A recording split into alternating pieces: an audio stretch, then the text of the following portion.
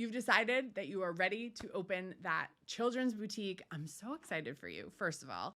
But now you're thinking like, what are the first couple steps that I need to take? What am I really supposed to like do from here? This is a very common comment we see here on my YouTube channel. I have a great video about why you should open one, but like most people are asking, yeah, Emily, okay, but how do I start actually? So that's what we're going through in this video. So stay tuned. Okay, hi. If we haven't met yet, I'm Emily Benson, and I am a consultant for boutique owners, retailers, and product sellers.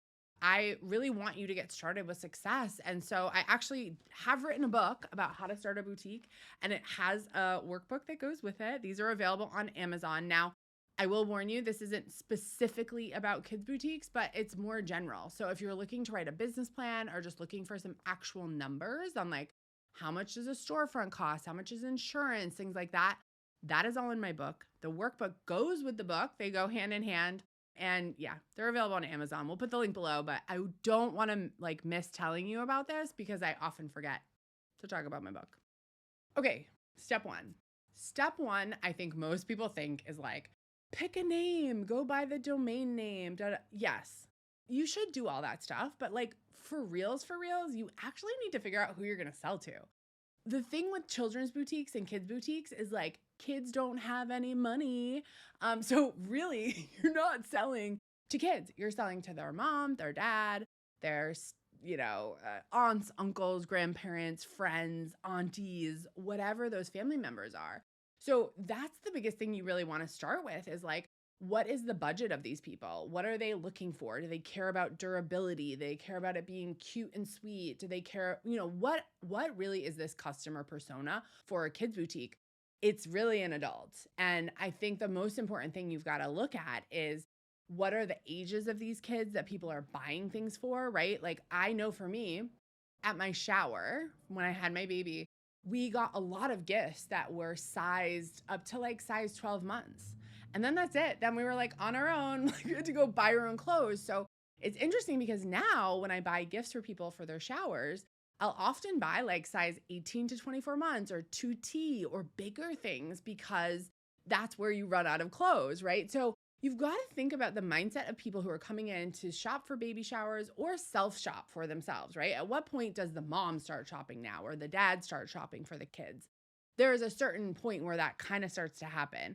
You also want to think about where else are these people shopping, right? Because they're going to shop at Carter's. They probably shop at Old Navy. They probably shop at Kohl's, some of these bigger stores. They're going to shop there because they're going there for other things as well. What's going to make you stand out? Why is your product line? Why are your prices? I mean, honestly, I wouldn't even compete on price for kids stuff if I were you because you're never going to win. I would compete on quality of clothes, the assortment. I mean, I will tell you right now, we bought one pair of jammies at a kid's boutique. My daughter would not take them off. So we went back and we bought 4 more pairs of jammies because they're her favorite now in the world. And yes, we bought bigger sizes so she can grow into them.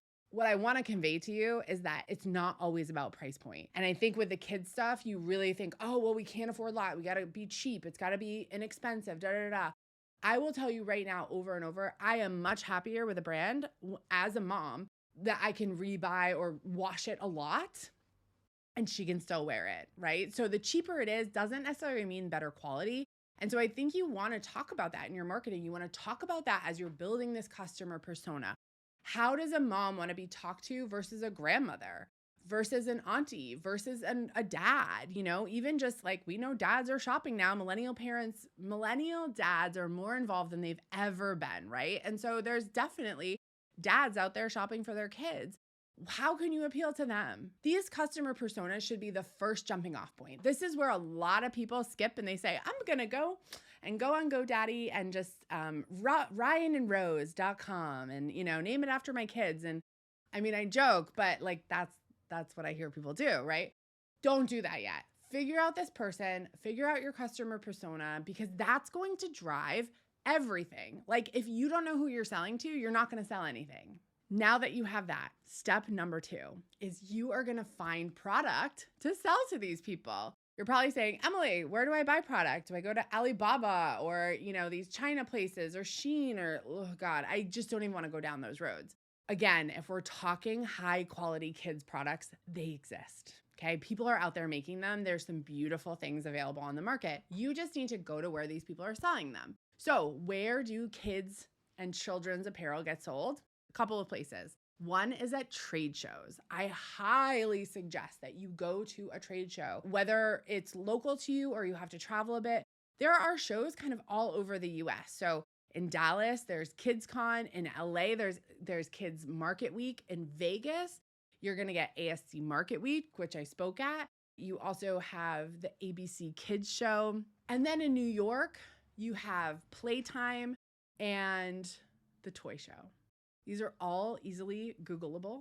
You can go to these if you're just starting up. Just look at the requirements for attending the show. It's generally 3 to 4 days in a location. You go and you get to shop a ton of different brands, a lot of different booths. And at some of these shows, you have a mix. You have some toys, you have some games, you have all different kinds of things plus clothes, right? So you've got to think about, what's going to be the best market for you.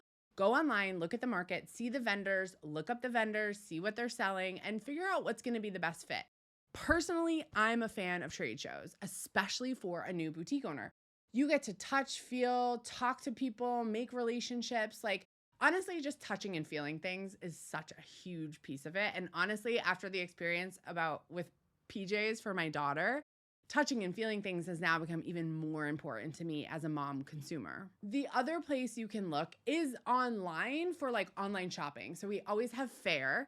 You can always join Fair with my link down below. And it's free to sign up. It's an online platform where lots of people sell their goods for wholesale. And there's so many children's apparel and gifts and toy vendors on there. It's a great place to start. Now, do I think that going to a China-based vendor like an Alibaba and finding vendors through there and getting things made or buy things from that is a good idea?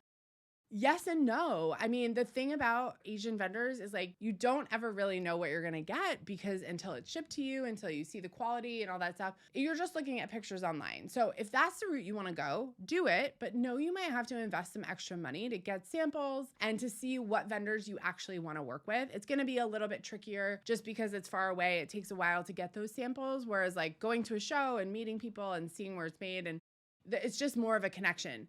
Neither way is right or wrong. Neither way is more profitable or not. It's just, how do you want to operate your business? What are you willing to, like, hoops to jump through, the money you want to invest? What's going to be the best route for you, right? Like, you're investing in either samples from Alibaba or you're investing in a ticket to LA to go to the Kids Mart, right? Like, it's neither here nor there, but finding good quality products is always what's going to make you stand out. So if there's one place to invest right up at the front of your business planning, like ideation and business planning, it is going to be searching for inventory and having the best inventory you can. Now, if you want to learn more about how to buy inventory, what my processes are, and then some vendors that I love, you can always sign up to get our inventory guide. It's free. It's 18 pages. It has a ton of great knowledge and it has vendors in it. So if you want to download that, you can click the link down below in the notes, or you can comment inventory below this video and we will just post the link right under your comment. Speaking of business plans, right? You're probably sitting here thinking, I don't need a business plan. I'm going to tell you do, okay? More often than not, if you are in a situation where this is your first business or your first product-based business, you want guidance. You want to have a plan. You want to have like a timeline, cost laid out, at least a rough business plan. Too many people jump into this. They buy the domain name, they buy product, they slap it up and they think, oh, my business isn't working. That's when a lot of people end up finding me. And I'm okay with that. Please find me eventually, right? But the right way to do this is to create some kind of business plan, whether it's more formal or more rough, because you want to know like what your costs are going to be. What are your ongoing costs? What's your marketing plan? What are the channels that this customer profile is buying from? Are they buying on Instagram or TikTok? I think the first thing that most new boutique owners try to do is they say like, oh, well, everyone says TikTok works. Everyone says buy from Alibaba and everyone does this.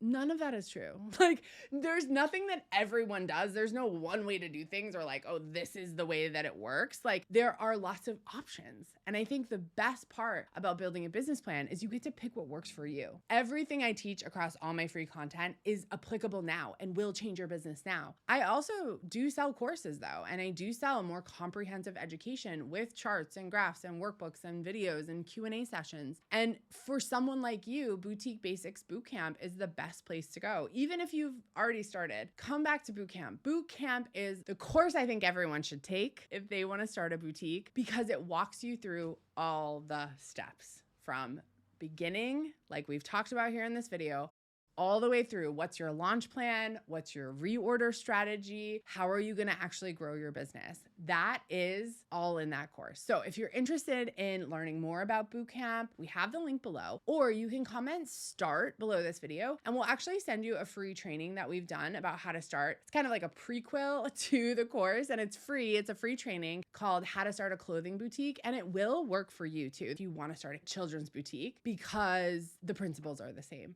So take that free webinar, see what I can give you even more next steps from here. And then if Bootcamp seems like a good fit, we'd love to have you. But everything I've given you here today is really good. If you love this video, if you're like, this was actually really helpful, Emily, I did try to buy a domain name and I don't want to do that. Listen, subscribe to my channel, click the bell so that you get notifications. We're going to do more content around children's boutiques because you guys all love it. So comment below any questions as well. Thank you so much for joining.